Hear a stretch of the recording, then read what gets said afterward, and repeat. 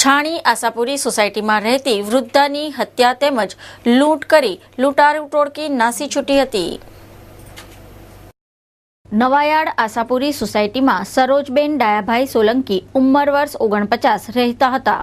સોમવારે તેની ઘરમાં એકલા હતા તે વખતે અજાણ્યા શખ્સો ઘરમાં ઘૂસી આવ્યા હતા। ત્યારબાદ અજાણ્યા શખ્સોએ ઘરમાં હાજર વૃદ્ધા પર ઘાતકી હુમલો કરી સાડી વડે ગળે ટૂંપો આપી મોતને ઘાટ ઉતારી દીધી હતી। ત્યારબાદ લૂંટારૂ ટોળકીએ કબાટનો સામાન તથા ઘરનો સામાન વેરવિખેર કરી લૂંટારૂ ટોળકી ફરાર થઈ ગઈ હતી। છાણી પોલીસે લૂંટ વિથ મર્ડરનો ગુનો દાખલ કરી એ થિયરી પર તપાસ હાથ ધરી છે। ચોરીનો ચોર આવ્યો છે અને અમે સવારમાં જોયું તો આ બધી તિજોરી બીજોરી બધું ખુલ્લું હતું। આમાં મેં માર્યું છે માથામાં લાકડાથી। બાકી ઘરે કોઈ હતા, મારા પપ્પા હતા, ગાડી પર હતા, 3-4 દિવસ હતા ને ઘરે બહારનું થયું।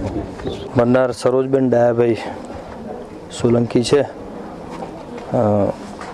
તપાસ ચાલુ છે પોલીસની। પ્રાથમિક જગ્યાની વિઝિટ કરતા FSLને સાથે રાખી વિઝિટ કરેલ છે। ઘરમાં થોડોક સામાન વેરવિખેર છે અને ગળે પોતાની જ સાડીથી ટૂંપો આપેલો છે તેવું દેખાય છે। આગળની તપાસ ચાલુ છે। ગાંધીનગરની વિજિલન્સની ટીમે બાતમીના આધારે કોયલી રોડ પર કાલા સોના કેમિકલ ચોરી કૌભાંડ ઝડપી પાડ્યું હતું। કોયલી રોડ પર ઘણા સમયથી ચાલી રહેલ કેમિકલ કૌભાંડની ચોક્કસ બાતમી ગાંધીનગર ખાતેની વિજિલન્સ ટીમને મળી હતી। જે બાતમીના આધારે વિજિલન્સ ટીમે કોયલી રોડ પર રેડ પાડી હતી। આ રેડ દરમિયાન ગાંધીનગરની વિજિલન્સ ટીમે નેપ્થા કેમિકલ ભરેલ ટેન્કરમાંથી નેપ્થાની ચોરી કરતા 5 કાળા સોનાના સોદાગરો પૈકી 2 શખ્સોની પોલીસના હાથે ઝડપાઈ ગયા હતા, જ્યારે અન્ય 3 ફરાર થઈ ગયા હતા। વિજિલન્સની ટીમે નેપ્થા ભરેલ ટેન્કર મારુતિ વાન તથા કારબા કબજે લઈ ₹40,61,000નો મુદ્દામાલ જપ્ત કર્યો હતો। ધરપકડ કરાયેલ અજીત ભૂપેન્દ્ર પટેલ રહેવાસી બાજવા વૃંદાવન સોસાયટી તથા પ્યારેચંદ મારવાડી રહેવાસી બાજવા નહેરુ પાર્કની સઘન પૂછપરછ કરી હતી। જવાહરનગર પોલીસને સોંપ્યા હતા, જ્યારે દિનેશ ખત્રી, ધર્મેન્દ્ર મિશ્રા તથા સુનિલ ઠાકોરને વોન્ટેડ જાહેર કર્યો છે। શહેરની MC હાઈસ્કૂલ ખાતે કારગિલ યુદ્ધમાં શહીદ થયેલા શહેરના જવાનો સહિત અન્ય શહીદ જવાનોને શ્રદ્ધાંજલિ આપવાનો કાર્યક્રમ યોજ્યો હતો। સલાટવાડા સ્થિત MC હાઈસ્કૂલ ખાતે કારગિલ યુદ્ધમાં શહીદ થયેલ દેશના જવાનોને શ્રદ્ધાંજલિ આપવાનો કાર્યક્રમ એક સ્વૈચ્છિક સંસ્થા દ્વારા યોજવામાં આવ્યો હતો। આ કાર્યક્રમમાં શહેરના કર્નલ વિનોદ કે લશ્કરી ક્ષેત્રે માનદ સેવા આપે છે તેમનો સત્કાર સમારંભ યોજાયો હતો। તદુપરાંત કારગિલ યુદ્ધની ફિલ્મ ઉપસ્થિત શ્રોતાગણોને દર્શાવવામાં આવી હતી। આ કાર્યક્રમમાં કારગિલ યુદ્ધ બાદ જાત મુલાકાતે જઈને આવેલા અનુરાધાબેન દેસાઈ ઉપસ્થિત રહ્યા હતા।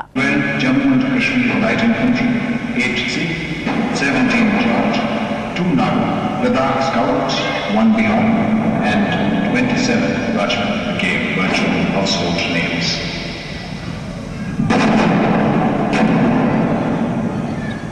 Gallantry and aggression thrust upon us. More than 400 Indian soldiers laid down their lives, while men dripped. Even at the best of times, war is a dirty business. In this scenario, where our men fought the enemy on his terms,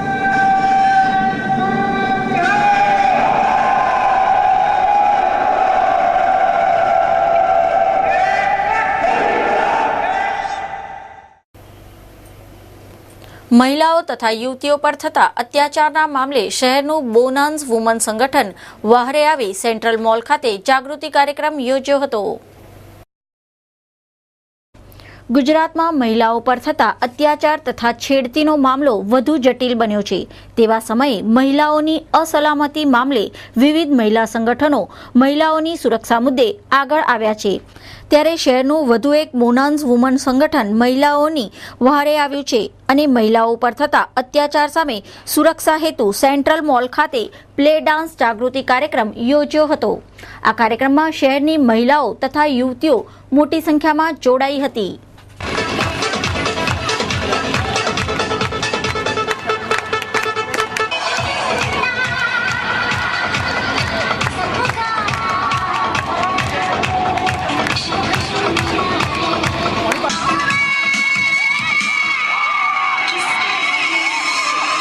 awareness दिखाना चाहते हैं, सब लोगों को aware करना चाहते हैं कि जो भी हो रहा है ये बहुत ही गलत हो रहा है। सो सबके हक एक जैसे हैं, लड़कियां लड़के सबके हक एक जैसे हैं, तो प्लीज़ उनको रिस्पेक्ट करो, ना कि बेसहारा औरतों का यूज़ करके उनको यहीं से किधर फेंक दो, ठीक है। तो हम लोग ये चीज़ दिखाना चाह रहे थे इंसानों को कि तुम थोड़ा सा जाग जाओ प्लीज़, क्योंकि हम भी एक है, लड़कियां भी एक है, हम सब समाज में रहते हैं, तो हम एक पूरा फैमिली है।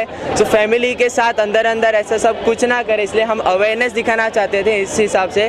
तो पूरा एक डांस कॉन्सेप्ट लेकर हम और एक oneice.com करके जो उनके साथ एक पूरा वेबसाइट लॉन्च किया हुआ है, उसके साथ मिलकर हम अवेयरनेस दिखाना चाहते थे। जो हमारे न्यू जनरेशन पब्लिक है, हम लोग क्या सोचते हैं वो हम आपके थ्रू दिखाना चाह रहे थे। एक નવી વેબસાઇટ લોન્ચ કરી છે oneice.com। એ પ્રોફેશનલ સોશિયલ અને બિઝનેસ નેટવર્કિંગ છે, એટલે ફેસબુક ને બધી જે બહારની અત્યારે વેબસાઇટ છે જે અત્યારે પ્રોવાઈડ કરી રહી છે ઇન્ડિયન લોકોને, એના કરતાં એક ઇન્ડિયન વેબસાઇટ છે જે ઇન્ડિયામાં ચેન્જ લાવવા માંગે છે। તો બેઝિકલી અમે અમારી સૌથી પહેલી એક CSR એક્ટિવિટી છે, સોશિયલ કોઝ માટે અમે લડી રહ્યા છે, જે આપણા અત્યારે દેશમાં ચાલી રહ્યું છે કે ના ખાલી રેપ અત્યારે આવ્યું છે બહાર, તો બધા રેપ કરે છે, પણ ના ખાલી રેપ, ઇન્ડિયામાં રેપ તો છે જ, પણ દહેજ બી અત્યારે બહુ મોટો ઇસ્યુ છે। ચાઇલ્ડ મેરેજ જે નાનપણથી લગ્ન કરવામાં છે એ બી એક બહુ મોટો ઇસ્યુ છે। પછી તમે જુઓ તો ડોમેસ્ટિક વાયલન્સ બી બહુ થાય છે, એટલે છોકરીઓને મારવામાં અને પીટવામાં પણ બહુ જ આવે છે।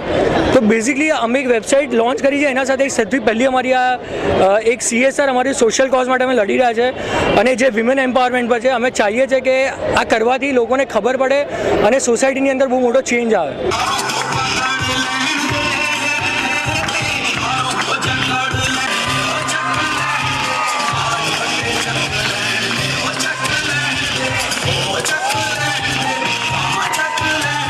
कॉन्सेप्ट एक सोशल कॉज को रिप्रेजेंट कर रहा था कि हम लोग एज अ यूथ वुमेन को कितना रिस्पेक्ट करना चाहिए। ये जो ओल्ड प्रथा चल रही है दहेज की, डोमेस्टिक वायलेंस की, फिर रेप की, ये हम सब कोई सपोर्ट करते नहीं हैं। हमारा जो वेबसाइट है ये एक मीडियम है इंटरनेट पे कि बहुत सारे यंगस्टर्स आते हैं वहाँ पे, उन पे क्या इन्फ्लुएंस लाता है ये इंटरनेट का मीडियम। इसलिए हम लोगों ने चूज़ किया कि हम लोग सोशल कॉज को सपोर्ट करके एक फ्लैश मॉब करें। Flash mob is a very upcoming thing, specially in west में बहुत ही किया जाता है। उसमें 100 की संख्या 200 की संख्या में लोग बहुत डांस करते हैं, इसलिए हम लोगों ने सोचा इंडिया में भी क्यों ना किया जाए। और बड़ौदा में ये आई कैन गारंटी सबसे बड़ा फ्लैश मॉब था। और आई फील कि यंगस्टर्स जब ये आवाज़ उठाते हैं कि नहीं हम इसको सपोर्ट नहीं करते, एक लड़की एवरी आवर बेची जाती है अपने कंट्री में, क्यों? जब बोलते हैं भारत माता है तो फिर क्यों आप सपोर्ट नहीं करते हैं वुमेन को, वुमेन के कॉज को क्यों सपोर्ट नहीं करते? रिस्पेक्ट करो उनको, बस यही हमको सपोर्ट करना था और बताना था। સમાચાર સમાપ્ત કરતા પહેલા મુખ્ય સમાચાર ફરી એકવાર।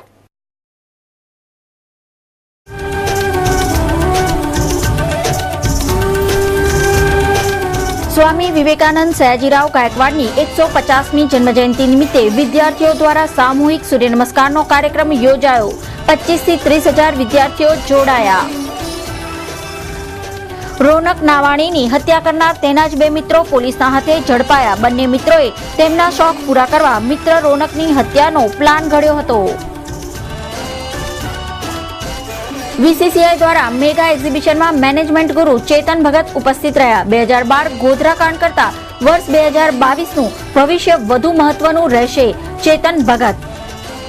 મહારાજા યુનિવર્સિટીમાં વર્ષોથી ફરજ બજાવતા કર્મચારીઓ દ્વારા કાયમી કરવાની માંગ સાથે ધરણા કાર્યક્રમ યોજ્યો। મુખ્ય કચેરી ખાતે વિરોધ સૂત્રોચ્ચાર કર્યા। જિલ્લા પંચાયતમાં પ્રમુખ ઉપપ્રમુખની ઉપસ્થિતિમાં વિવિધ સમિતિઓ તથા અધ્યક્ષોની નિયુક્તિ કરાઈ। આરોગ્ય અને બાંધકામ સમિતિના અધ્યક્ષ રિપીટ થયા। તો આ હતા અત્યાર સુધીના સમાચાર। નવા સમાચાર સાથે ફરી મળીશું, ત્યાં સુધી રજા આપશો। નમસ્કાર।